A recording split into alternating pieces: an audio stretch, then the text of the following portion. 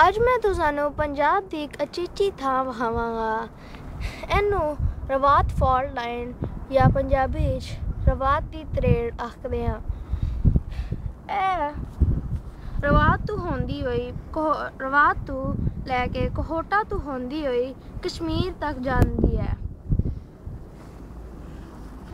ਇੱਥੇ ਵੀ ਤੁਹਾਨੂੰ ਪਤਾ ਹੀ ਹੋਏਗਾ ਕਿ ਕਰੋੜਾਂ ਸਾਲ ਪਹਿਲਾਂ ਜਦੋਂ ਏਸ਼ੀਅਨ ਤੇ ਇੰਡੀਅਨ ਪਲੇਟਾਂ ਟਕਰਾਈਆਂ ਸਨ ਤੇ ਉਹਨਾਂ ਤੋਂ ਸਾਲਟ ਰੇਂਜ ਤੇ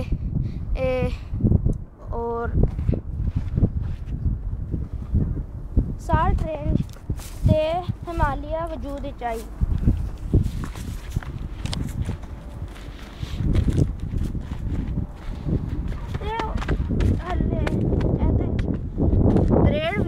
ਦਰਾਣਾ ਵੀ ਪਈਆਂ ਤੇ ਮੈਂ ਹੁਣ